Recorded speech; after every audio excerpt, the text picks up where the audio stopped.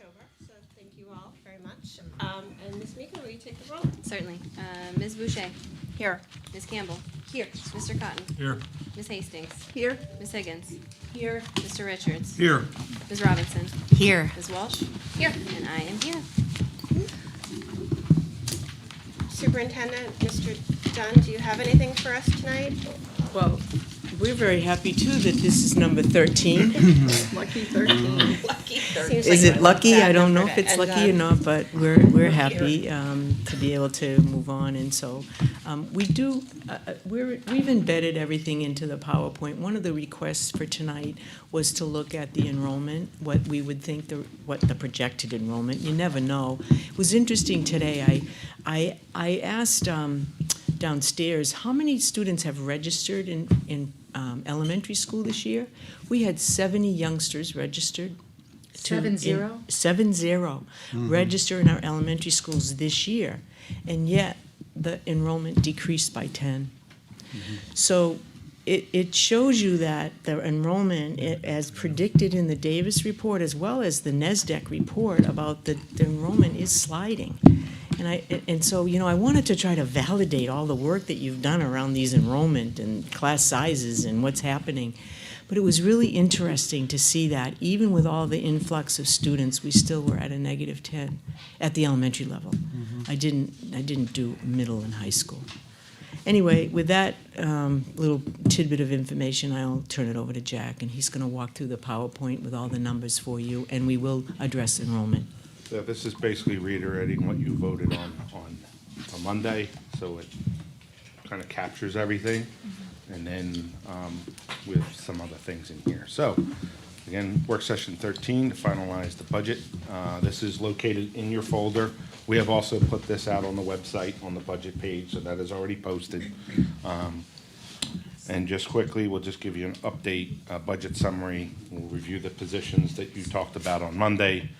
I'll review the other considerations. The tax rate history is in here. The work session is public information.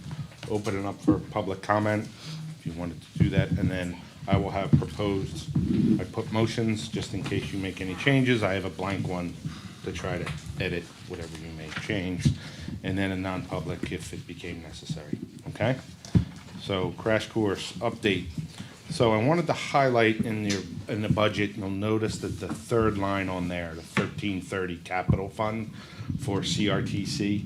So every year we take the money that comes in from the sending schools that pays for improvements, we take money out of that.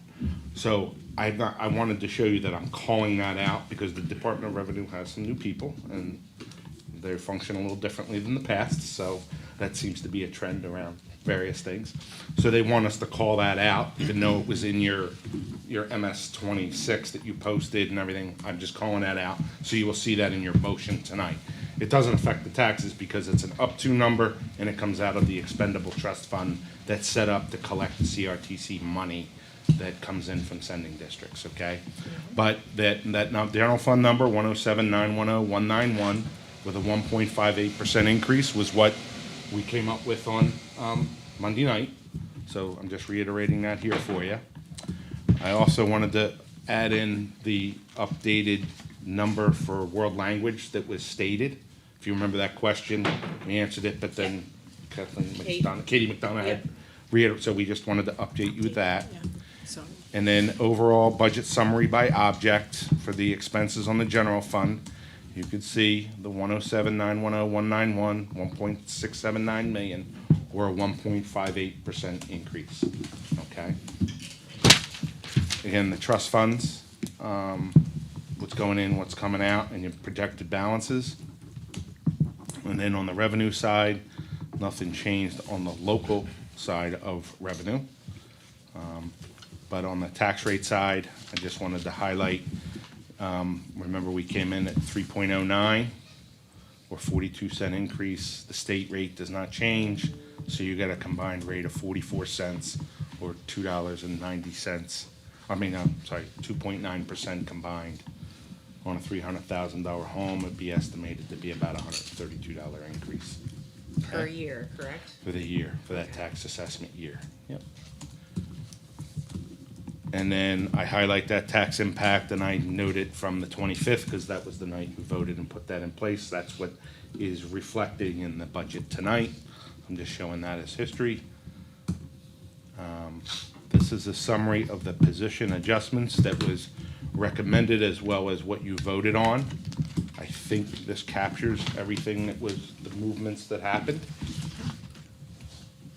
Okay? And then finally, enrollments. That is a handout that you have in front of you. And I'll let the superintendent, if you have questions about it, if you want to discuss it now or wait till the end after public comment, I'll leave it up to you. Or unless you need explanation of it. All I did was we tried to sum it down and just say, this is current year, this is what things will project it to look like next year. So we just compared the two and showed you what happened when you reduced a class. The question that was asked is, what does that mean for class sizes, right? So when you look at, let's start with Beaver Meadow in kindergarten, where we had a reduction there. That was already in the budget, right? Remember that? That had already been placed in there with an enrollment of 18. And again, the goal that you had was to try to make sure that we were within the range that you have for your policy. And our target was always the mid-range. So in the case of kindergarten, we're one over that mid-range of 17 at Beaver Meadow. We also had reductions. If you can see, if you look over at Broken Ground, you see that we had reductions there in the 5th grade.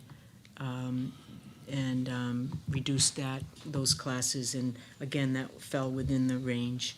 The Broken Ground number was 21 and a half, and the range is for intermediate is 25. So it still fell within within your policy. And the other place where you saw some reductions was over at Millbrook, and the same thing in grade.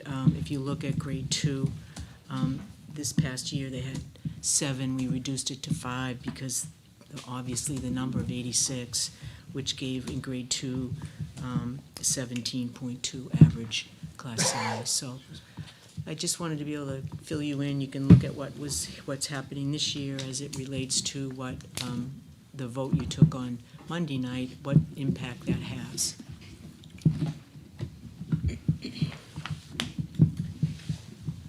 Okay, I'll continue on. Other considerations, just to highlight from Monday night, you do have negotiations with 3 CBAs and unaffiliated. Is still open. Revenues, again, we'll see what happens with adequacy. Deerfield enrollment, as I mentioned, we have in the budget 160. The actual numbers are coming in at 153. So that would be a $129,000 loss. We have not taken that reduction in this budget yet. So that is something we can see how it plays out, and we'll deal with it in October, or if you wanted to make the change now. But we will see. They had a total enrollment of, what was it, 47? 25 are coming here, 20 to Co-Brown, and 2 I'm not aware of yet. So, but we know we have 25 registered here, that we know. You'd have some capital improvements that are happening as it related to HVAC, and as well as middle school. All of that is addressed, in your bond that you'll be doing for the HVAC in the near future, and then we'll also address the middle school after this is passed. There's nothing in here for the middle school. You have facilities and maintenance continuing ongoing with that, and obviously transportation. We are going to start discussing how to mitigate the special ed out-of-district and homeless costs that are right now encumbered and spent is over $900,000, and you'll see that in the monthly board report on Monday. Okay. Food service program, meal debt and operational debt, as we look at negotiations as well as that program. My guess is we're going to need to support that even more. And then grant allocations, we will not know till April of '24. And then the unassigned fund balance, I put in at 2.8, again, trying to give some of that savings back. I'm hoping I can hit that number. But normally, we budget between and fall between there.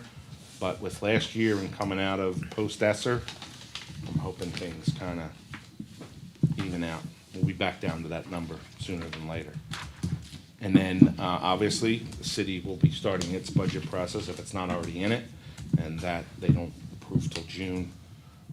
And then we won't see what the growth or the residential and commercial growth, we won't know the actual number, we'll just know what the valuation went up to. We won't know anything else until November. So you just get that number, we plug it in, and we tell you what the estimated, what the tax rate will wind up being set by the Department of Revenue.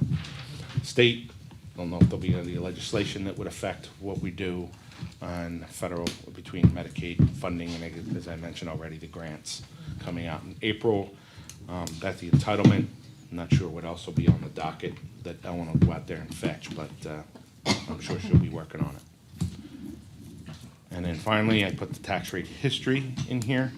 And then I highlight that the local rate over the last 10 years has averaged about 2.09%.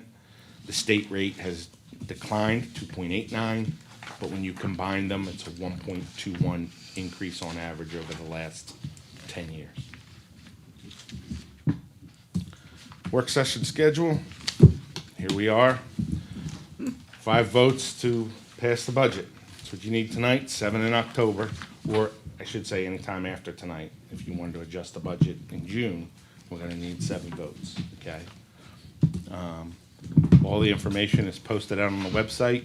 Videos as they become available from our friends at Concord TV, we put out there. All your contact information. We'll update the budget book once you vote. And that is the end of my presentation. So I will turn it over to you and see if you want to handle that. Anyone have questions for Mr. Dunn or the superintendent? Of course, yes, I do. Yes. So, Tracy.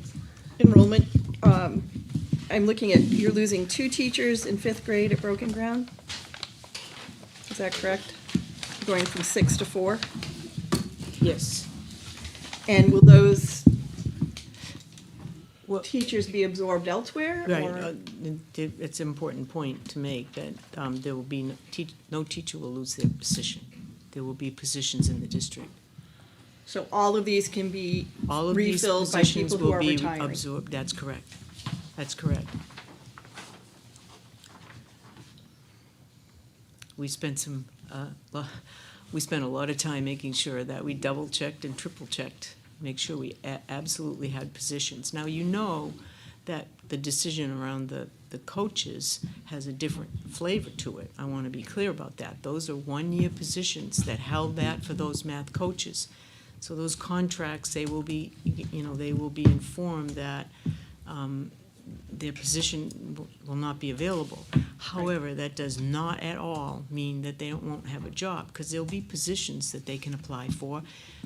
Actually, Michelle did a great job, went back and looked at all of our 1 years, because some of them have dual certification, so they could do classroom teaching or they could do special education. So we know that there will be some positions there. So we're looking to make sure that no one loses their position. Okay, thank you. Additional questions? I don't have a question, I have a comment. Sure. As an elementary school teacher for 15 years and a special ed teacher for 17 years, 18 years, I'm super uncomfortable with the fact that we've pulled the math coaches out of elementary, which I'm not uncomfortable with that. They were 1-year positions, let me be clear. And also, we're non-renewing, we're not filling retiree spots. So we've really just pulled 6 people out of our elementary program, and it just doesn't sit right with me. I just don't feel comfortable with it. We took really good care of the middle school, which is important. That's a really tricky time, and I feel very good that although we couldn't give them everything they asked for, they come away relatively well supported. As an educator, I'm feeling like I screwed over my fellow teachers a bit. So I just need to share that that's how I feel. I concur. My only comment is that we're all educators sitting around this table. If you think it was something that we enjoyed doing or that took took pleasure in having to do that. I get never it. said, I never said you were having fun. I'm saying Well, that it doesn't sit well with Right, me and I at all. understand that, but I just want you to know we're all educators and we all have a commitment to our team. And that's every teacher in every classroom, as well as the people that work in this office. So I hear you. I mean, we're very sensitive to that, Barb. This was not an easy task. I'm sure you know that. I'm not going to support a budget that does that to our elementary teachers. I just need everyone to know that. That's how strongly I feel about this. Ms. Robinson? So we haven't officially voted yet. Right, that's why That's why we're sitting here. that's why I'm talking. I love it. I love open conversation. Y'all know I can hardly keep my mouth shut anyway. I always have something to say, clearly. I totally agree that, like, we made a lot of motions so that we could move this process forward. We are not granted a lot of opportunities to have open conversations during this process. We're really just kind of like crammed to the very end of 13 meetings. Like, our only opportunity to have these conversations, because we can't talk about it in private, we can't talk about it in non-public, it has to be open, and we only have one shot at that. So I think it's important for folks who are maybe tuning in and are probably having the same feelings as Barb and Brenda right now, like, well, what the hell, why are teachers sort of, taking the brunt of this? We just had to make some decisions to be able to move forward. So we do still have an opportunity to carry on this conversation. We have our business officer here who can move some numbers for us if necessary. But, like, if there is a place for wiggle room, I assume we've been shown it. So should we be taking some time to see, just to revisit where we might have some wiggle room to bring back an elementary ed position? So I guess the question I would have is, where does it go? Right, that's what I mean, like, where is it gonna come from and where does it go? No, not where, but if you look at, the first grade is slightly big, one class is slightly bigger than the first grade classes last year. The second grade is smaller than the second grade classes last year. The third grade is A little bit bigger. one class is a little bit bigger than the biggest class last year. The fourth grade, again, one class is smaller than last year. The fifth grade is about on par with the biggest class last year. We've lost 250 elementary school students since March 2020. And our class sizes then were bigger. I went back and looked at our 18, 19, and 20 class sizes. Those were pre-COVID classes. Those were pre-COVID classes, but we also have pre-COVID kids who weren't coming in. These are still smaller than those COVID class sizes. So I'm just saying that we're, and this has been our process. It's sort of being, for years, as we look at what our class sizes are. In other years, we've actually non-renewed new teachers because our class sizes, because our enrollment has shrunk. So I get what you're saying, but if you look at the numbers and the fact that we're not firing anybody and we're actually adding other teachers to the district to meet other needs, we are No, when you investing look- in teachers. When you look at the whole thing, it makes sense, but when I really look at how will I wake up as an elementary school teacher in this district and be impacted by this, it doesn't sit right with me. The other piece is, when I was mentioning pre-COVID, a class of 20 before COVID, 20 third graders, and a class of 20 third graders now is like that analogy I did with the nurses. Those pre-COVID kids didn't have the learning and behavior issues that post-COVID kids have. We talk about it all the time, how difficult these kids are now because they lost so much. So I just feel elementary school is where some of our kids are struggling horribly. And you're right, our class sizes look good, these look great, but they're not on grade level functioning classes like they were 3 or 4 years ago. So who would get additional teachers? Because if you look at our class sizes, like, we had some schools that had the higher class and we didn't adjust them. And what we did was put other classes on par with that. So who do we? I think that I just think, is there enough money in the superintendent's contingency fund to hire 3 new teachers or 4 new teachers in the fall if we find our numbers need them? No. Right. It's only So, two. what I would But say- wait a minute, let no, me we- finish. I was told, back in one of the work sessions, when you did have discussions about this, and it was made very clear to me that if I needed to ask for additional funds, that I was to come to the board and ask for them. So let's say we have an influx of enrollment that really tips these numbers, that I would come to you. And we And I- adjust the budget, and- put the teachers back. Right, right. I mean, that's one of my jobs, is to watch enrollment. That's why I give you an enrollment report every month, Yeah. right? So we can all pay attention. You always highlight something that you're a little concerned about, right? And we keep a close eye on it. So I don't have enough money to do all of them, Barb, but I probably have enough for two. That's what budget's. We have two, because I did save a little in case we needed another para or a tutor, because that's what it's used for, right? Ms. Hastings? The hesitancy with that is that very often by September, when students are in classes, if you add a new teacher, then you're remixing. And that, nobody wants to do that. I don't usually do that. When I do that, I'm doing that in August. I'm not waiting, because you're right. The last thing we want to do is take a youngster who's bonded with their peers and bonded with their teachers and say, okay, oh, by the way, you're going to move into a new class and a new teacher. I'm not a supporter of that. I'm not a fan of it. I wouldn't recommend it. Only in extreme cases, then that, there might be something. I don't want to ever say never, but Brenda, I make that decision in August, because I really have a fairly good handle on numbers by August. Okay.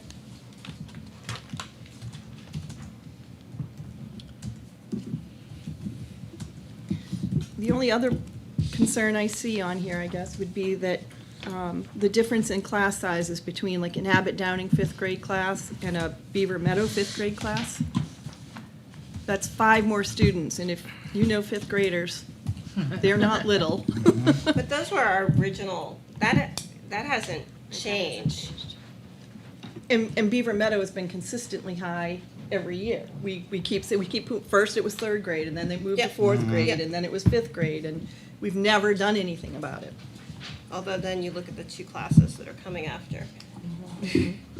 Yeah, and they're 49 and 47, 39 and 36. Then if I stayed with 3 on that, then I'm talking about 15 kids.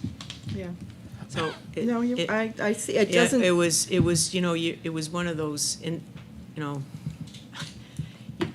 Yeah. you're darned if you do and you're darned if you don't kind of thing. You no matter what you do, and that's was part of the problem with some of the numbers. You couldn't reduce them, because then you got too high on the range, and I didn't want to go on that high range. I was really trying to avoid that. I understand the complexities of our student body now, over the last couple years. We all do, right? And I'm trying to put aside my teaching history. I This know, is I very know. uncomfortable for me. Yeah. And I think we can also, recognize that we're losing theoretically $129,000 in Deerfield enrollment. We're $900,000 over on our special education and homeless or experiencing homelessness kiddos. Transportation is gutting us, and it's everywhere else too. And we only have so many resources. It's a real shame that the way that our state has established education funding and chooses to ignore court decisions over and over again, including this year, like they just cannot come to any kind of agreement to increase adequacy, even though we have an education trust fund surplus. We're losing out on adequacy aid this year. We can't deny the fact that we're losing resources at the same time. So yeah, we gotta make some really tough decisions. It sucks. I don't wanna pull teachers out of classrooms, No one does. But at the same time, people wanna stay in their homes. So we have to find these ways that we can compromise. And I'm grateful that we're not on a biennium, that we address our budget annually so we can course correct really quickly. And if we need to course correct before October, we have the ability to do that. We're a pretty united board for the most part. If we need to fix some things, we can get 7 of us to say, yeah, let's go fix it. Because I think we are all the same on this board, that our kiddos are the #1 reason that we're all sitting here. There's no hidden agendas at this table. At least that's what I believe about this board. So though it is difficult to make these decisions, we know that we can come together and make different decisions in the very short term if necessary. Well said. Thank you. I mean, it's a bummer, dude. It is, Like, it's a no bummer. one likes this. It's hard to do. But, you know, it also speaks to, I think, making this, the need for housing in this community so that our families can live here, so that their kids can go to school here. That's real. Um, That's real. You know, if you look at the declining enrollments Yeah. as well. It's a multi-layered thing. Yeah. Anyone else have comments?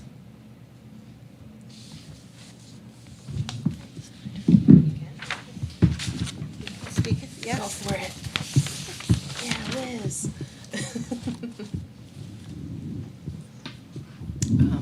All right. As a first-year board member, I reflect publicly on this budget process. Even more so as a parent, I feel compelled to share a warning to the community. In the state of New Hampshire, public education is collapsing on all sides. With less and less state monies supporting our students, districts are left to pick up the mandated and forgotten costs of our student population increasingly requires. SPED, social services, and transportation. School fortification and cybersecurity costs are nearly as frightening as the outcomes these costs seek to prevent. We need a grant writer to fund food, safety infrastructure, mental health support to our kids. Multiple home-to-school liaisons work to get children to school, fed, and clothed. Staff seek out transportation gift cards so families can make it to an eye appointment for their child's reading glasses or to a Riverbend intake appointment. Teachers become emergency foster parents. Parents and staff drive to the New Hampshire Food Bank to send kids home with foods for the weekend. Parents and teachers pack pantries with food, clothing, and toiletries. Climbing right next to these needs are the lack of resources for students who need the challenge academically. What about starting foreign language earlier? What about math interventionists to assist teachers in challenging high-achieving students? What about fewer kids per class? As a board, we are faced with tough challenges that we cannot address every year with the mandated financial constraints to keep a school open. This is a burden we all must carry. Ask how you can help your local school, your child's school, donate time, food, clothes, gift cards, and advocate at the state level for more funding to reduce the property tax burden. We need to come together on these issues because we have a whole lot of work to do to meet the needs of every Concord student. Thank you, Ms. Boucher. Are we allowed to clap? Agreed. Before we vote on the budget, I'd like to make a motion that the board instruct the instructional committee and the communications and policy committee to revisit our class size policy. I think as we go forward, that is worthy of a separate debate. Thank you. Second. Love that. Yeah, Okay. I'll second that. Second. By Ms. Robinson. Yeah.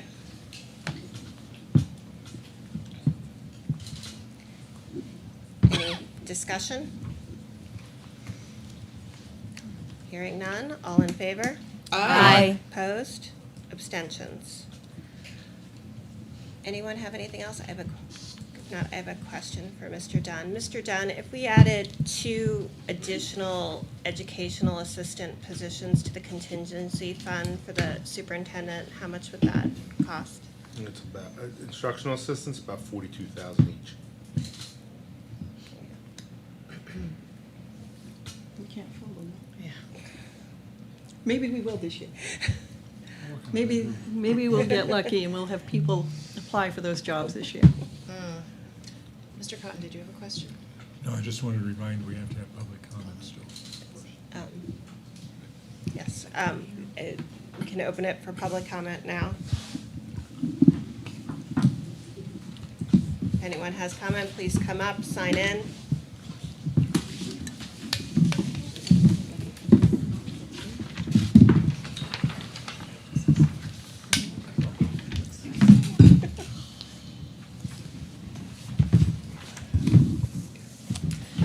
Hi, I wasn't planning to be here. I'm actually missing another meeting to be here, but I just spoke with somebody that I think it was so important, and it was such a fantastic conversation. It was Kathy Kitchell, who I'm sure Mr. Fabrizi is familiar with. She worked for Accentria and provided 30 hours.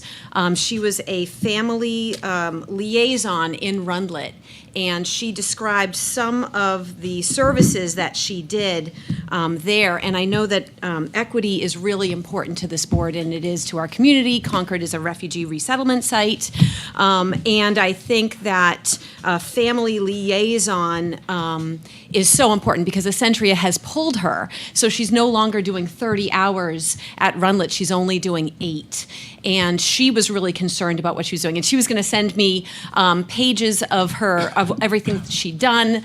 I got my dates wrong, so I wanted to come here tonight because she said when she first started, I think it was like the position was maybe 32,000.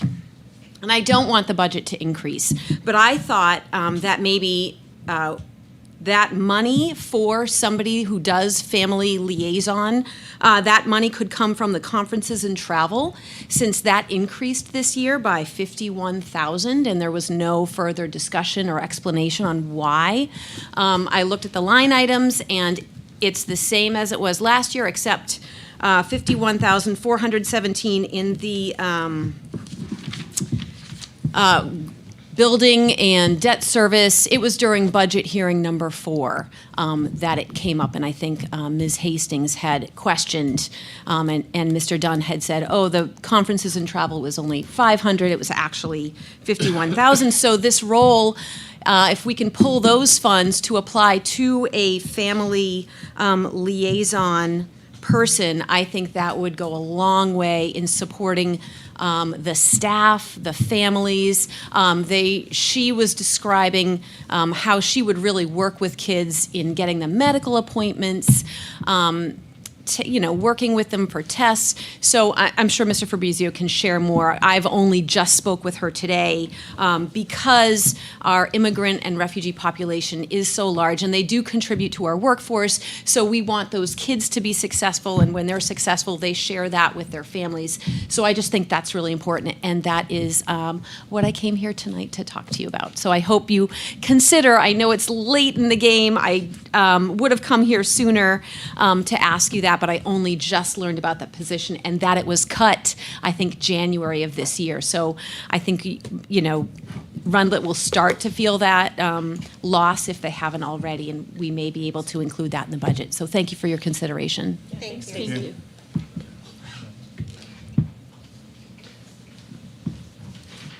Mr. Macri?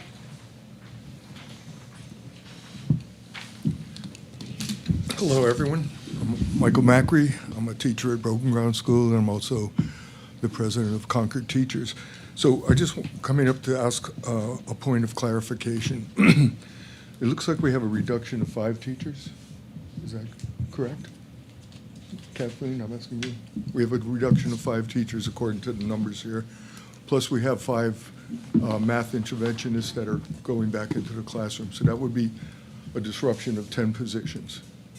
Is that correct? I thought it was 4 total math, and we kept 1, so there's losing 3 math positions. And then 1 retiring teacher was already not put into the budget beforehand. 3 were, so 3 came out, so that would be 6. I think Kim might have a clarification. Yeah, okay. A correction is that we're losing 5 math interventionists, 5. Okay, thank you. 5 coaches. So the number I saw here is we have 5. But they're moving back into the classroom. No, I understand, okay, thank you. I Yeah, our missed- HR directors. So there are in fact 5 less teachers at the elementary level next year. We got without the math. The number Position. that you're looking at, Michael, I believe is the 90 to the 85? Yes. 1 for this year is a 1-year only contingent What- position. But I want to remind the board, the last negotiations, 1-year only teachers have the same rights as any other teacher in the district. So they are going to be, someone is going to lose their jobs. So there's a couple of 1-year onlys that have had 2 years in the district. So they're going to have bumpy rights. So a continuing teacher is going to lose their job. Or several of them are going to lose their jobs. Is that accurate? Someone should know. You guys have been dealing with this. Ms. Murphy, can you?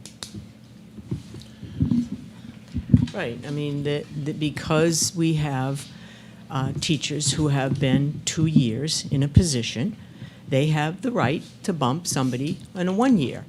And so that's the way the language in the contract goes. So we're honoring that. That's just practice. And so we wouldn't, they're a continuing contract, but they're only a 1 year. So it wasn't like we were, it happens with 1 year people.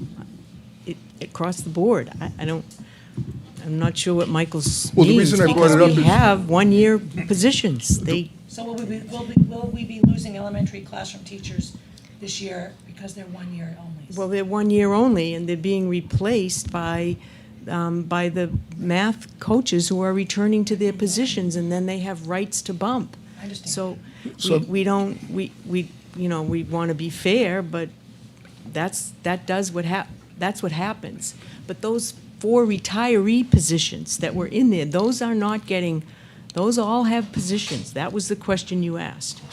What about those positions that were cut because of the reduction in force by the number of retirees? But if we didn't They cut all those- have positions.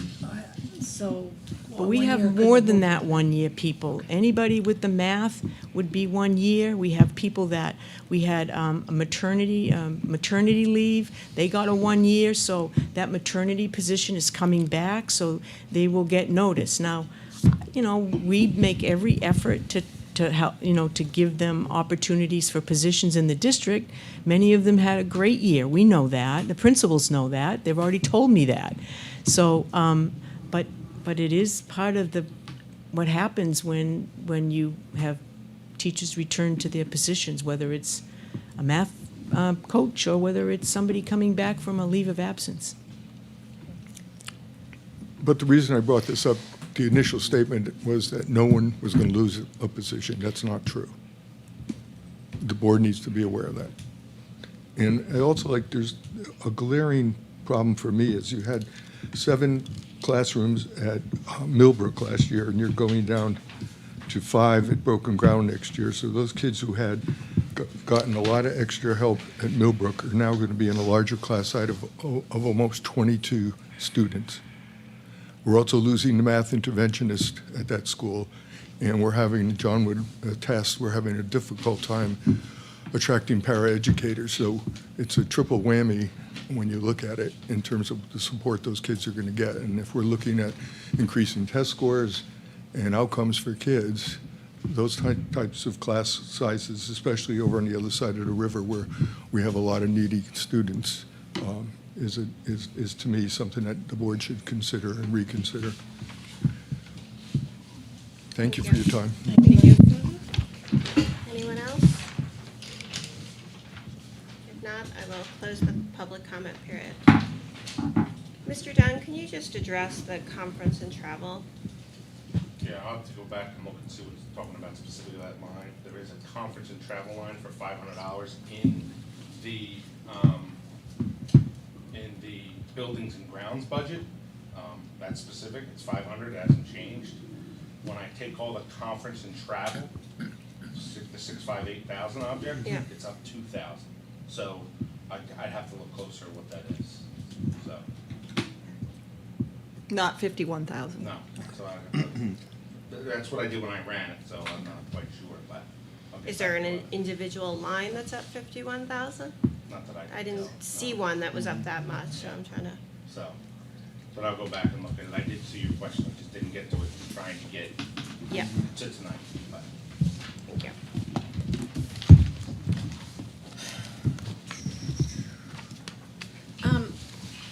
Mr. Fabrizio, I'm sure you knew this question was going to be coming. Would you mind addressing the position of the Essentia Family Liaison? Was that Yeah. provided by Essentia? Yeah, so it started years ago with a grant, is how it started. And it was a shared MOU with Essentia and the middle school. And we met with Kathy Ketchell actually this year and her supervisor. Kathleen met on multiple occasions, and we've actually done a new MOU with Essentia based on Kathy's new position. She was promoted. She deserves it. She works amazingly hard. her position started eventually, and she was in there full-time. It was great. She had an office, she had everything, she was part of the thing. As the Century has grown now, and I think someone brought, Liz, I think you brought it up, the affordable housing and the opportunity for people to live in Concord and do those things. And I think that what's happened is our refugee families coming in right now don't have housing in Concord. So they're expanded their scope of where they are. They're all over this area. Kathy's area has expanded to almost half of New Hampshire in doing that, so she could no longer be present in our building doing that. You'll recall, though, also that we hired a social worker for the middle school to take some of that load. We also have an ML, our multi-language learners. We have an action team right now, and I talked about this, and we've had a consultant for 2 years that did a whole study of our ML population and what we had to do. Now we have an action team developing an action plan. In that action planning, there's going to be some shifts along the way of personnel in the district. That's going to come out by the end of the year to the instructional committee, and we'll talk about some of those recommendations. Great, thank you very much. So, yeah, but we have supported, and we also have a full-time ML social worker who's just there for multi-language learners at the high school, and Lauren Aversa Owens, and she does work with the same families. So we're supporting through some of the social workers that we've been able to hire versus Kathy's position, knowing this was coming. We've been ahead of this, knowing it's coming. Kathy does a lot. Can I replace her? Absolutely not, because of her warmth and wonderful caring she does as families come into our country from the get-go. She's in their house, she's in their family, she's in their neighborhood.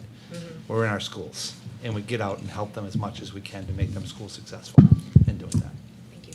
And she wouldn't be available to us to go back to 30 hours a week because of her other. No, she hasn't. So we have Yes. done other solutions. Other solutions Yeah. and worked with it, and we've been communicating this. Like I said, is it to the level of Kathy's done right now? No, I'm hoping to get there, and it's going to be through some shifts and moving of personnel, but right now, because Kathy does so much out in the community beyond the school day, the school hours, are things that are part of her association in Centria.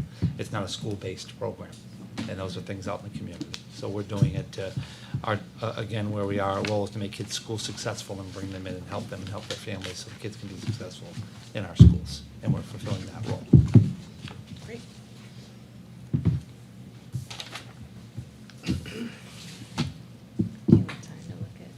Oh, I was just trying to see if I could see if Yes. conferences Budget and for- travel. I know. I mean, we could take a recess if we want to dive into it. But I looked through the line item and I didn't Okay. see a $51,000 increase in the line item. So,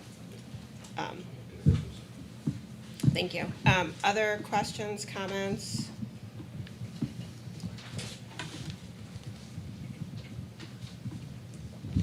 Nope. Do we want to put a motion on John, the board? can you put the motion on, draft motion? So this motion reflects your your Monday vote on the positions and kind of where you came out of there thinking you want to be.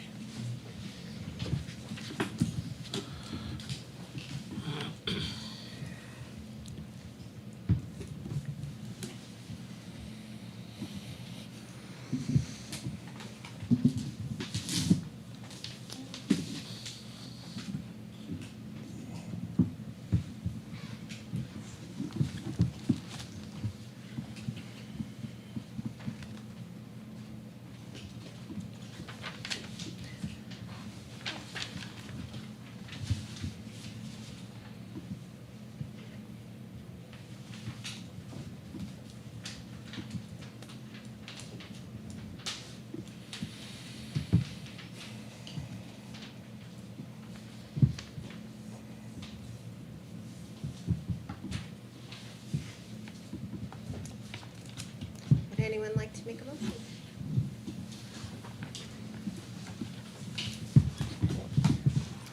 I think I just want to, so there's this option one, is there an option two, or just, we're just reading? Yeah, it's a fill in the blank test. If we had a. Oh. If you want to make a change. Okay. But you can move Keen this observation. and we can still amend it. Okay, yes, I will happily read this. Okay. I get pizza, guys. Okay, I propose that I move the school board vote to approve the 2024-2025 fiscal year budget with all funds totaling, $116,078,042 with a general fund budget of $107,910,191, appropriating $66,080,686 in local taxes and $7,093,067 in state taxes, inclusive of the following deposits and withdrawals to existing funds or expendable trust funds. Deposits. Vocational Capital Reserve Fund for an amount up to $237,586. Facilities and Renovation Trust Fund for an amount up to $1,549,890. Food Service Fund for an amount up to $55,000. And also inclusive of the following withdrawals from expendable trust funds to fund appropriations. Instructional Materials Trust Fund for an amount up to $302,500. Health Risk Management Reserve Fund for an amount up to $600,000.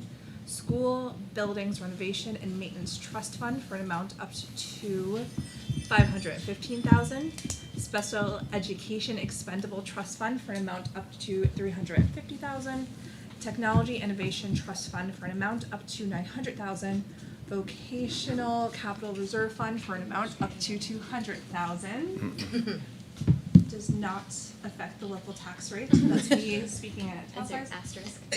In addition, the board authorizes the administration to adjust the budget to reflect the intent of the board vote on the budget posted for public comment. The administration will update this motion language and update the board at its next work session. Whew, well done. Wow. Is there a second? I've done it the last several years, so. It's all good. I got it. Happy to pass it. I kinda like it.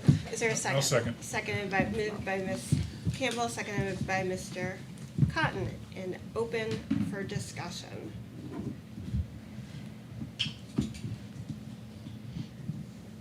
I will say that I just went and looked at the conference and travel budget, and I do not see a 51,000 increase anywhere. I searched for that number, and And I am looking at the fourth board meeting, which was mentioned to us, and I am not seeing anything in there about conference and travel either. so it looks like there was a minimal increase. All right, we'll look at it in closer that, to but- see, but Right. when I use my pivot table and connect to it, I said it's up $2,000. Yeah. And remember, some of that stuff is collectively bargained, so there's amounts in there that are fixed that I cannot change. It may not get used, but you have, each bargaining unit has a flat amount, and then there is some for unaffiliated, and you have travel within the district. We do have staff that share locations, so they submit for travel. It isn't just they going away. Conference and travel is the broad topic, because I gotta follow the 1999 financial handbook. All right, we have a motion on the table. It is open for further discussion, amendments.